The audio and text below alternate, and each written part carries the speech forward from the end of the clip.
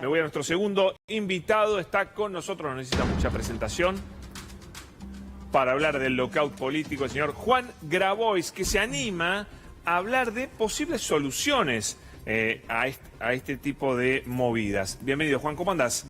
¿Todo bien? Muy bien, gracias por invitarme. Te animás a hablar de cosas que a muchos le ponen los pelos de punta. A mí no me da miedo, te aviso. Bueno, Así me que, alegro. ¿qué es lo que estás diciendo vos con respecto a esto? Yo vengo planteando, no solamente yo, digamos, el conjunto de las organizaciones campesinas de pueblos originarios de la Argentina, vienen planteando algo que sucedió en todos los países que los neoliberales de Costa Pobre, los liberales del subdesarrollo, digamos, los países que les gustan pero no quieren imitar lo que hacen, ¿no? Por ejemplo, aquí, Dinamarca, Noruega, Suecia, Escocia, Japón, todos los países tuvieron su reforma agraria. Esos países hicieron una reforma agraria. Es una palabra, una frase que da terror, miedo y te hace recordar a la Unión Soviética. Bueno, pero estos países no son la Unión En realidad, Soviética. en la Unión Soviética hubo una colectivización del campo, es distinto. Una reforma agraria es crear una pequeña burguesía agraria que tenga parcelas, depende del cultivo, depende de la zona, etcétera, pero de 100 hectáreas, 50 hectáreas. Los chacareros, lo que hizo Y Perón que en la compitan, Argentina. porque eso fomenta la competencia. Desde luego. Guarda. Entonces, acá es un país donde los liberales no son liberales, son monopolistas.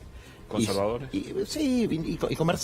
Mercachifles, digamos, ¿no? Y en general, nosotros tuvimos una élite ilustrada con Rivadavia, Mitre, qué sé yo, traducía a Dante Alighieri. Bueno, ahora tenemos una élite, pero no es ilustrada, no estudia, repite a Babi Echecopar y a Feynman, es decir, hay un nivel de degradación en la oligarquía argentina llamativo, y también es llamativo que en nuestro campo nacional, popular, latinoamericanista, que tenemos un compromiso con los trabajadores, con los sectores más humildes, con la clase media, con los chacareros, con los productores verdaderos, digamos, no planteemos cosas superadoras, como por ejemplo, algo del más estricto sentido común, que es no puede haber un tipo con 1 millón de hectáreas. No puede haber... A mí me llama la atención que no hables de algo que ayudaría mucho también en esto, que es el impuesto a la herencia. Un impuesto duro a la herencia. Expertos en igualdad siempre sugieren el impuesto a la herencia como un gran colaborador.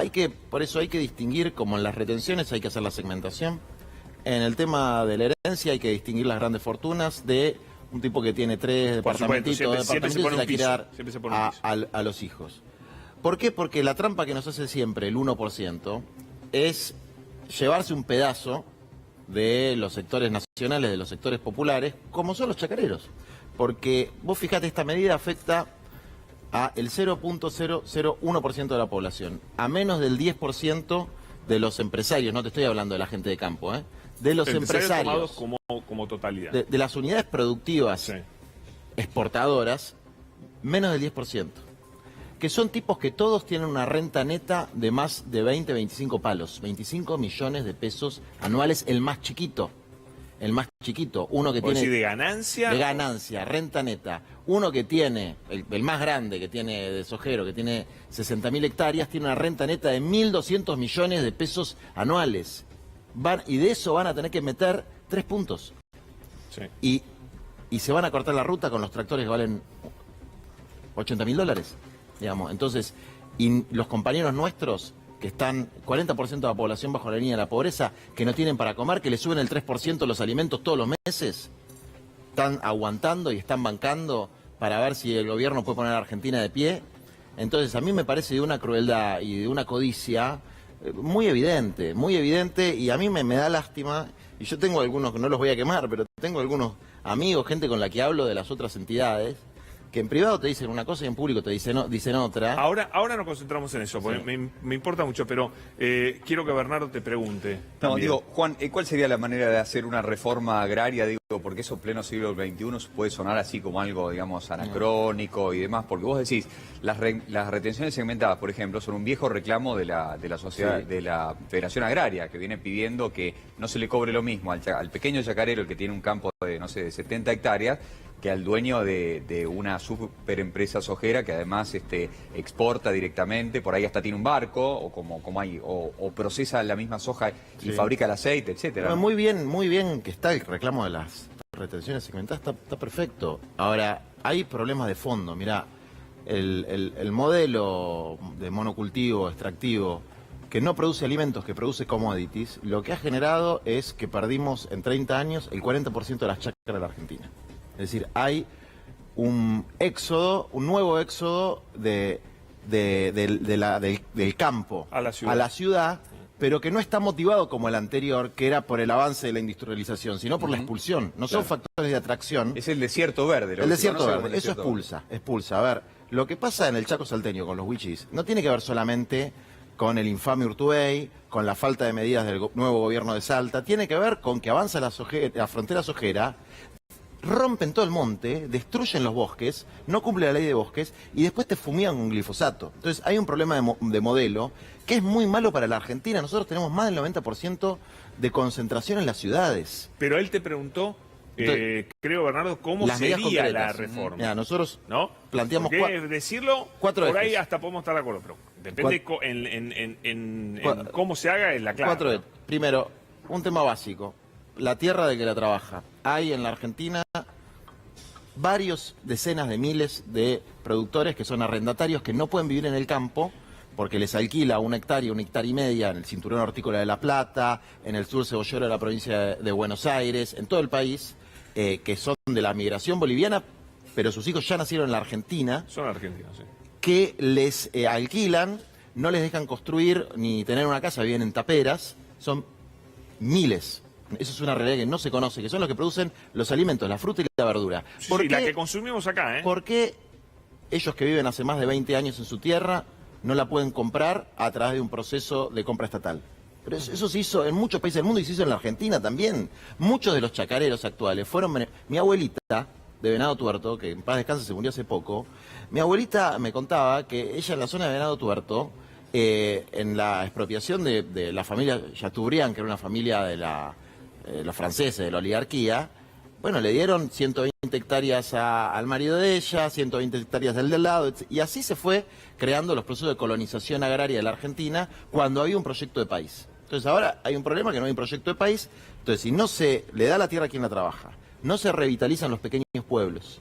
Hay miles de pequeños pueblos que cuando sacaron el ferrocarril se perdieron y vivimos muy mal en las ciudades. Ana te quiere preguntar algo. Por tus declaraciones vos fuiste de tendencia varias horas hoy y recibís muchísimas amenazas. Sí. ¿Cómo te llevas con eso? A mí no me molesta lo más mínimo, digamos. No, habla más de quien las pronuncia de que quien las recibe, ¿no? ¿Para qué le decían Ana por si alguien no lo vio? Y no amenazas lo de fuerte, de te voy a matar, te mereces tal cosa. Sí, Fuerte, de todo tipo de cuentas, por una supuesto. violencia tremenda. Yo recibo amenazas de muerte constantemente. Claro. A ver, si a mí me apuntaba la ministra de Seguridad del gobierno anterior, con nombre y apellido, Sí. el ministro de Agricultura, que también es un muchacho de la sociedad rural, que no me acuerdo el nombre, digamos, hubo una matriz de señalamiento y de estigmatización a los dirigentes sociales, dirigentes opositores, muy fuerte. Pero Porque todo por la reforma agraria, por eso. Claro, las esto declaraciones ahora. que él dijo hoy fue tendencia, por supuesto, donde por un lado tenía voces a favor, obvio, como todos, y por otro lado en contra. Las que eran en contra son fuertes y son amenazas directamente a la persona de él. Entonces, él sigue siendo un tuitero fuerte. Entonces yo le pregunto por un lado cómo se lleva. Mira, nunca me crucé con absolutamente nadie en la calle que me haya dicho nada. Sí, yo soy el que te amenacé. O de son muy muerte. cobardes, o son una mentira inventada por algún macrista que tiene algún contrato en el Cámara de Diputados de la provincia de Buenos Aires, entonces se dedica a eso. Pero el tema de fondo, mira, es el gobierno. Yo a veces a Alberto le critico que es demasiado bueno, Alberto. Es demasiado bueno. Se tiene que poner más firme. Digamos, esto es muy poquito. Y a ver, si un tipo con un tractor de un palo se pone en la ruta, sacar una foto de la patente y meter una multa y decomisarle el tractor hasta que la pague. O las camionetas Hilux, último modelo, que valen... No sé, a ver, una cosa es la gente que está muerta de hambre, reclamando, que no tiene nada que perder, reclamando, y le puede hacer todas las multas que quiera, no va a poder pagarlas porque no tiene nada, reclamando porque no tiene para comer. Y otra cosa es gente que tiene una renta neta de más de 20 millones de palos anuales. Es un nivel de ambición y de crueldad que no se puede permitir.